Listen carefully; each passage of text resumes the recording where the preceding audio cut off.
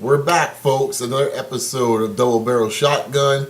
I'm your host, Brian, and here's your other host, Yves. Yves, you got anything to say to the people before we start?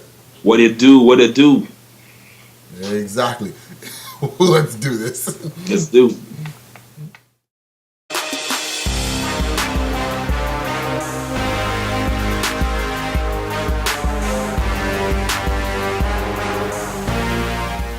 So another week of football coming up here. We had a really interesting week last week. We'll get straight into the recap.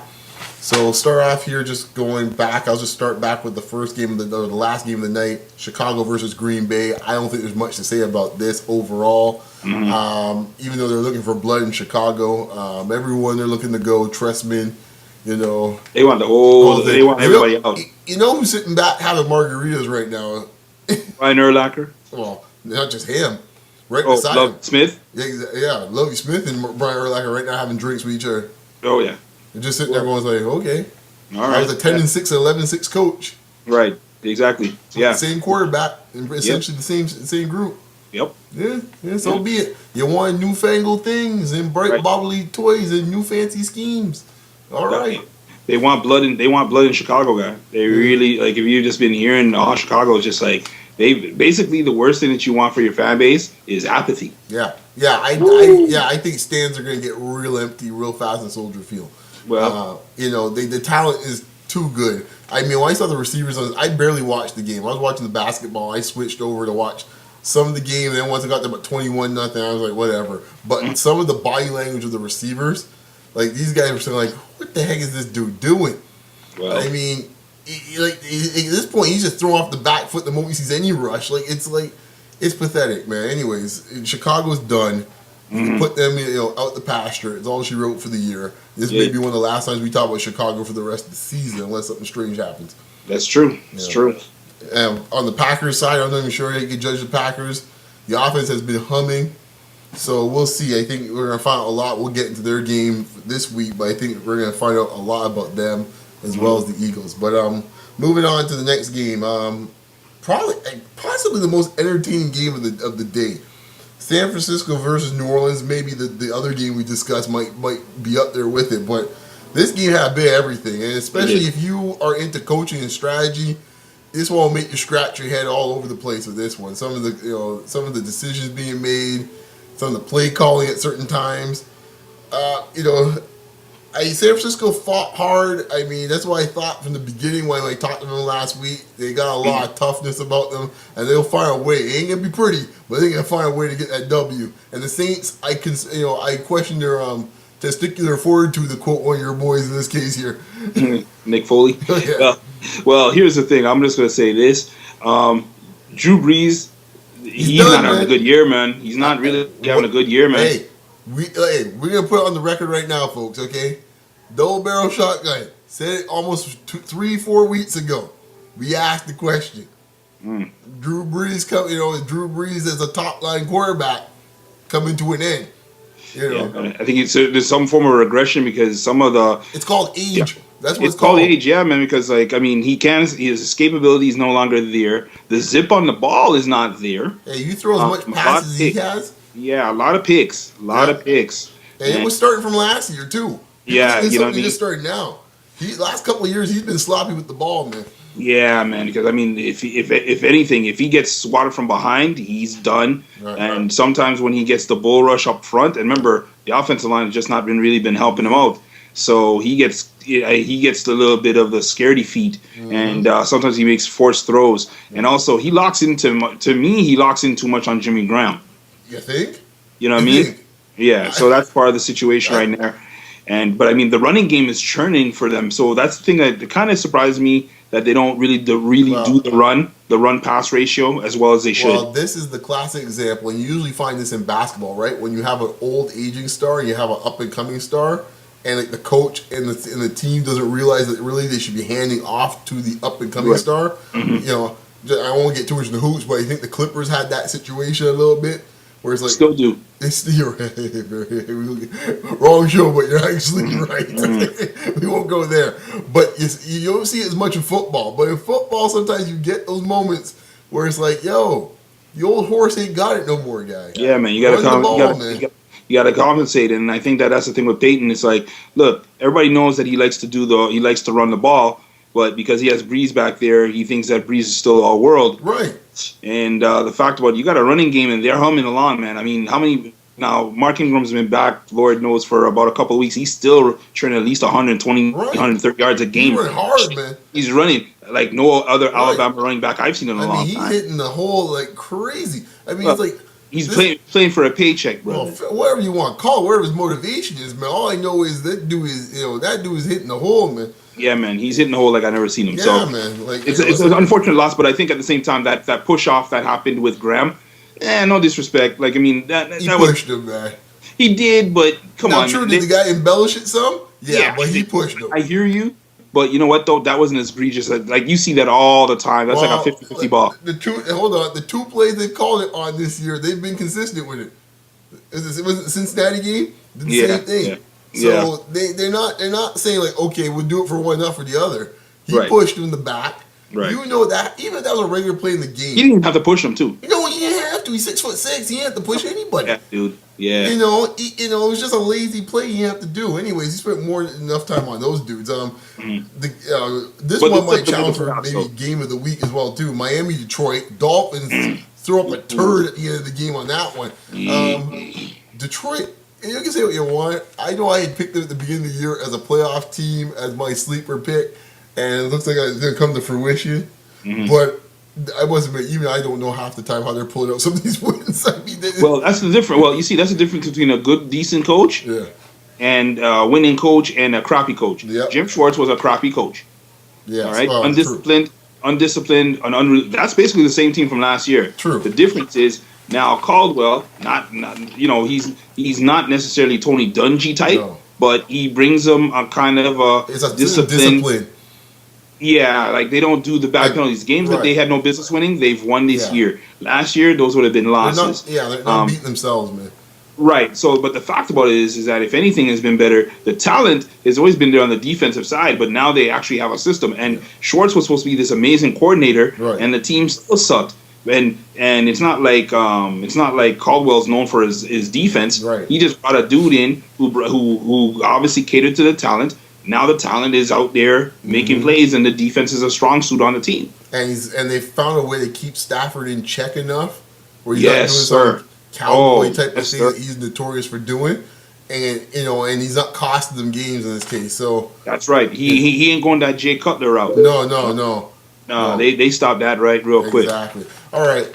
Cool, man. So that's last week's games. I think overall, Yves, you went. I was 1-2. You were 1-2, and I was 2-1. So not bad. Not good for prognostication. No. Yeah. I must admit, I've been pretty good. I'm pretty sure if I check my thing, I've pretty much been over 500 each week. I think 1 week I had a bad week, but.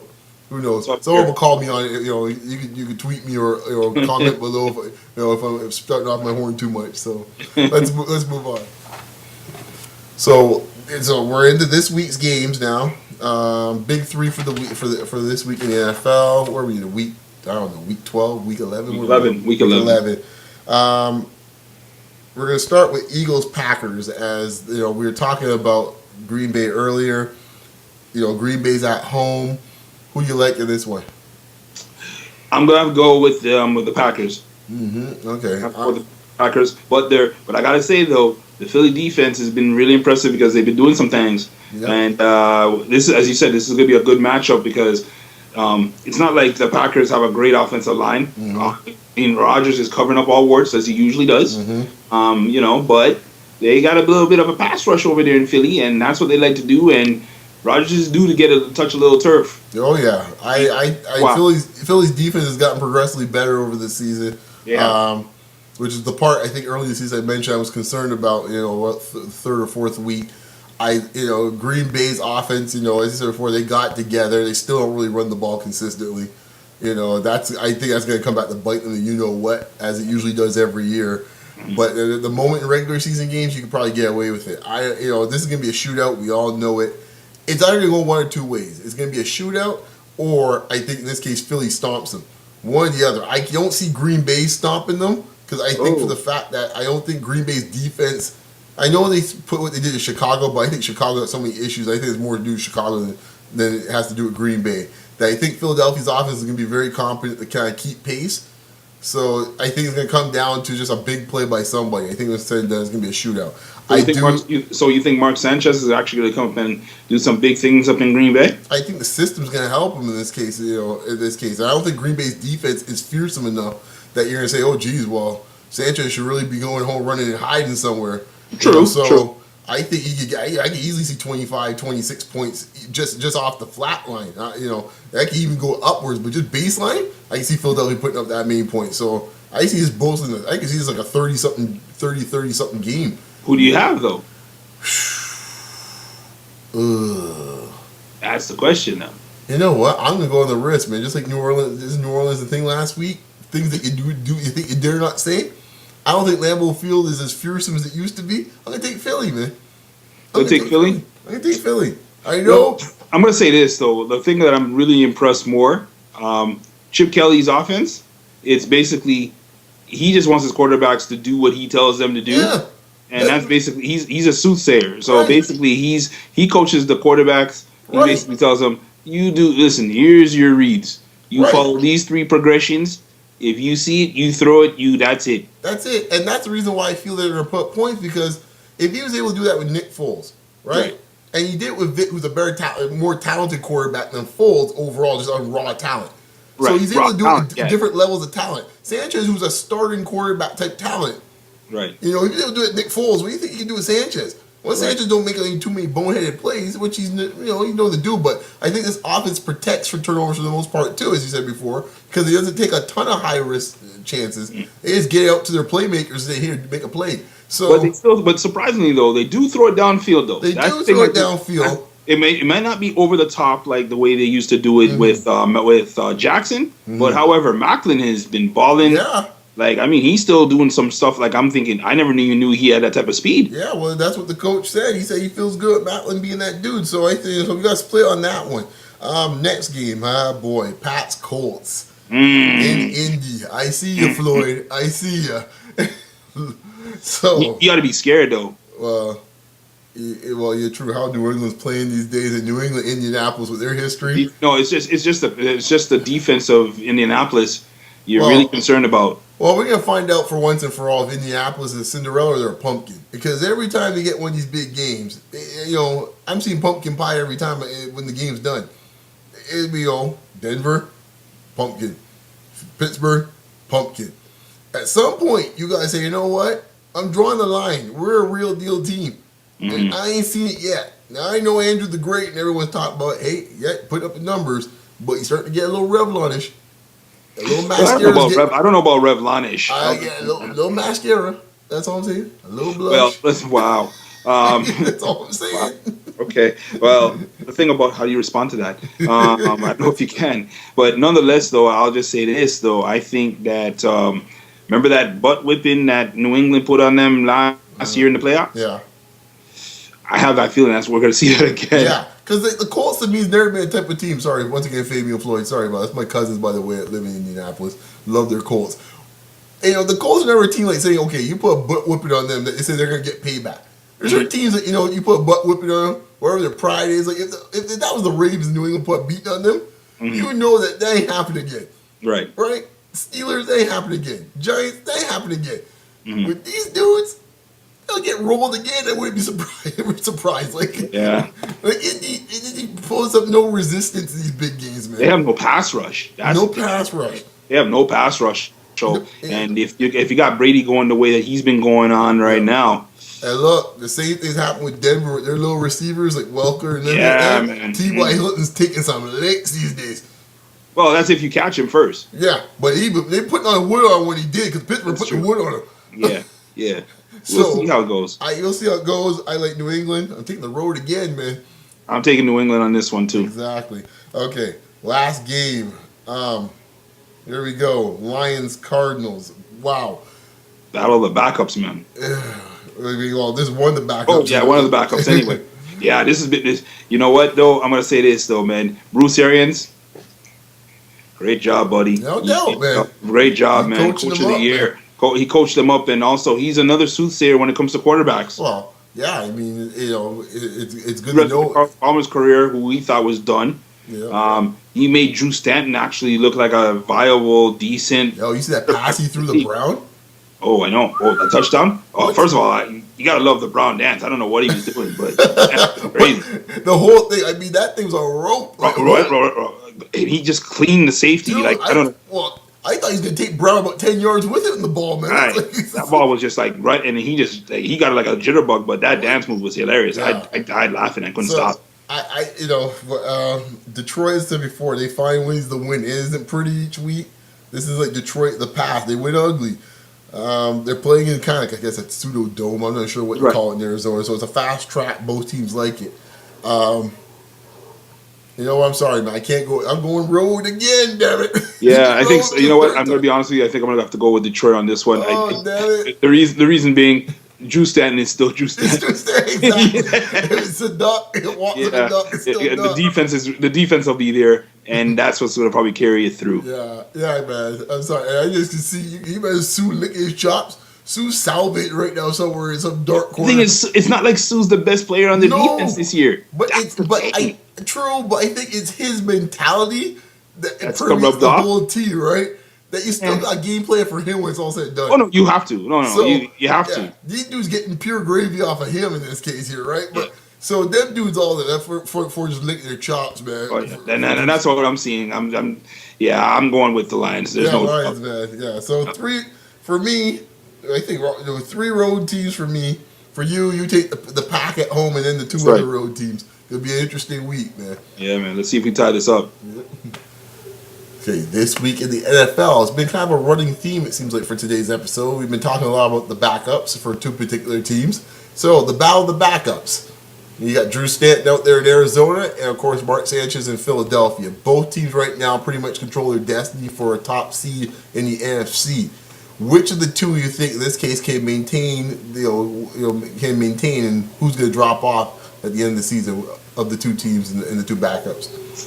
Oh boy, I think it's going to be Arizona. I'm a little concerned about them. I mean, they're great. They're fantastic defensively. Is Drew Stanton?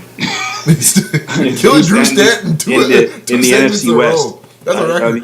The NFC West. So. But the thing about it is that with Sanchez, I would expect. I'm not a Mark Sanchez fan. However, I think that the experience that he's had as a starter in this league plays a matter. He's still relatively young, but at the same time, he is a veteran. Yep. So he's been in big games too. As long as he stays within his lane, he doesn't get all big headish. Mm-hmm.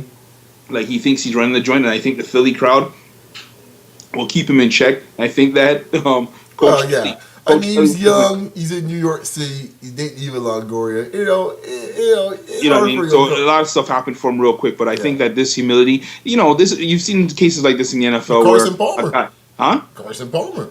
Yeah, man, USC, exactly. Up in the building. How many guys have you seen? They started well, had everything given to them, and then they flamed out at one spot, but then they resurrect somewhere else. Yeah. And sometimes it's by circumstance. Remember, he didn't come in there thinking he was going to get himself a backup job. He was basically going to be the third quarterback. Wow. So the circumstances have now dictated, changed things around, and now he has a chance. Yeah. And this might also be the precursor for Foles to be gone, because Foles was apparently, I've been hearing word on the street. Foles was on some real shaky ground with the coach. The coach wasn't happy with his play. Wow. Think about that. And they're winning, and he wasn't happy with it. Wow. Well, he might be a dude in this case. How you have certain guys that just chew out. Certain guys just chew out certain players. In this case, he must just be a quarterback killer.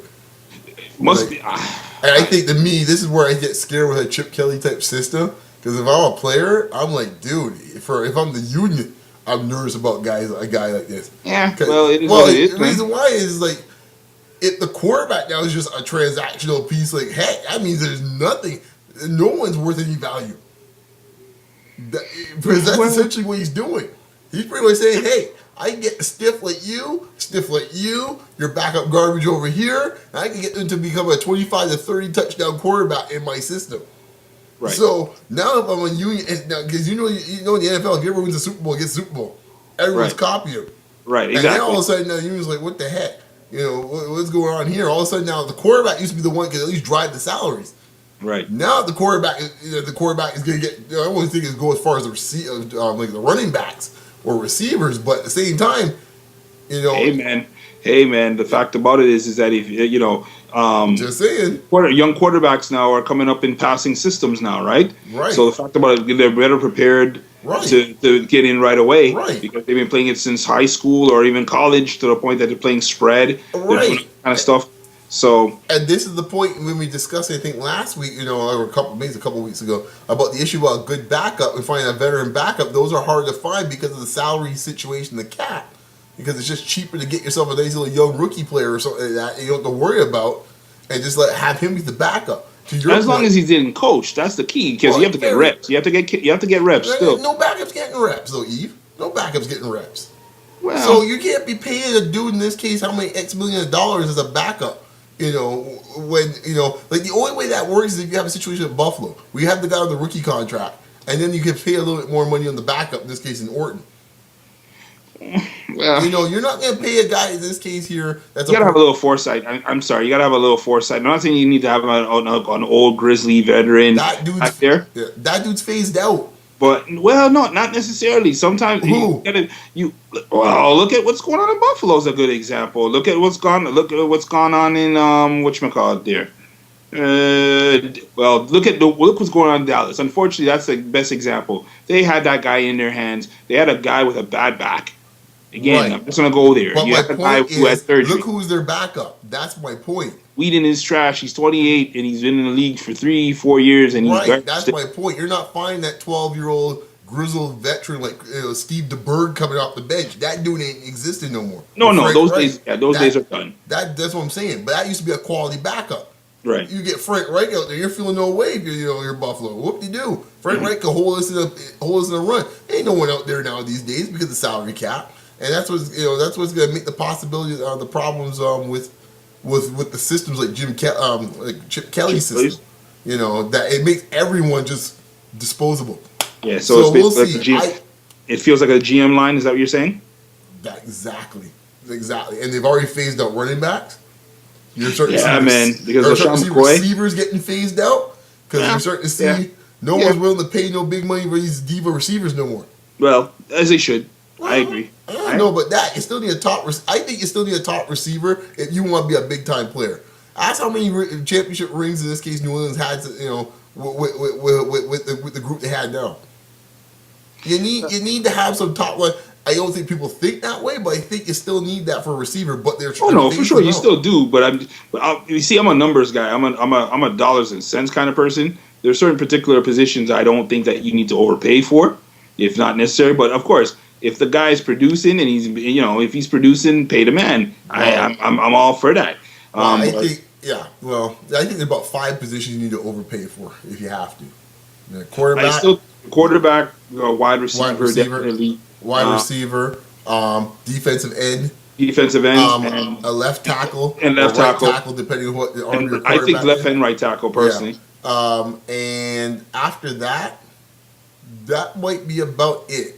I think that's it. Those are the glamour positions of the league. Yeah, like even linebackers nowadays, you can stick anybody in there nowadays. I'm a dozen guys. Corners, you can pay for a lockdown corner, but what does that do how for you? was really locked down though? Right. And how the rules are going nowadays, what does it make sense to having Revis? No. Everyone's getting called for pass interference. Anyhow, I am with you. I like Sanchez overall as the 2 because the schedule in this case is like a murderer's row for Arizona coming up. Arizona going forward, for sure. 2 against my Hawks. They got Frisco one more time. They got St. Louis one more time. Good luck with it. Anyways, that wraps up that segment. It's going to be fun to see moving in the NFC and see what happens there, man. So Fantasy Insider time. Yves, I see you got this week Browns D against the Texans. Yeah, for sure. The reason being very simple. This is Mallett's first time starting. All right, that's number 1. Number 2, Cleveland's defense. It's been very, very good. And the fact about it is that they're the truth. As crazy as it is, they got a nice little attack going, but their defense has really kept them in it. Mm-hmm. They might not get a lot of sacks, but they got some big boys that move the pocket, and their back end, very good, very good. All right. Next, you have Mr. Brady here going against that Indianapolis defense. They see him for 45 for 55, giving you 385 on the day. Yeah, sir. Reason being is very simple. 4 touchdowns, by the way. Yeah, 4 touchdowns. I think it's going to be 4. Reason being, they have no pass rush in Indianapolis. Their defensive backs not very good. Mm-hmm. And I think that Brady's going to come in there with a piece of mission that's basically saying, oh, you know what, Luck, I'm going to treat you just like how I treat Peyton Manning. Same uniform, same result, right? That's it. All right, third one, Frank Gore, 19 carries for 120 yards, 2 touchdowns. As you said here against the pathetic G-Run D. Ouch. Listen, and I know it was hurt. You see, and today I'm wearing a Chargers Wow, shirt. What's that saying? Well, I'm not jumping shit, but but oh my gosh, man! Like, if I talk about the Giants right now, it just makes my blood boil. But nonetheless, if Marshawn Lynch technically could have gotten touchdown, I know I must have been just sticking pricks in your ear, guy, while just giving beast mode on those Texans. You must have been at the game like Guy, didn't you see my green my green thing? Thanks, yeah, your green emoticon. Just tossing up your cookies. Yeah, man. But nonetheless, though, yeah, man, because the Niners have basically said we're gonna run this ball. They've said it that's their offense. They realize it. I think that they realized it reluctantly that they got to go back to Gore because Gore is what makes the offense hum. And the Giants did look good at all handling. Oh, they look terrible, but I don't want to talk about them. I mean, Russell Wilson had space for days to make plays. So if that's the case, Kaepernick is going to be having a field day. Well, they can't seem to stop. They can't seem to stop that running option thing. No, they have no clue what to do with it. I have no idea. Like, what the heck? It's like, listen, it's situational containment football. Right. I have Jason Pierre-Paul always running on the inside. He can't tell. Dude's smelling for the sack too much, man. Yeah, like I'm thinking to myself, dude, you're out thinking it. Just smash somebody ahead of you. Yeah. Anyways, well, those are the picks for this week for Yves. Yves, where can the good folks find you? You can find me at Wise Charlem. All right, and you can find me at Beyond Locker Room, short for RM. And so, any final words, Yves? Oh well, I hope AP comes back soon. This is a fantasy party you talking? No, no, okay. No. I think the NFL is trying to make rules as long as they do, and they're getting themselves screwed. Really? That never happens in the NFL. No. Oh, never. Right. Never. Okay, folks. And on that note, with that nice little fantasy, we'll call it a day, man. Once again, subscribe up above, give the comments below, and continue to give us your support by tweeting us, liking us, and everything else, man. I'll talk to you next week, my friend. All right. Bang, bang, bang.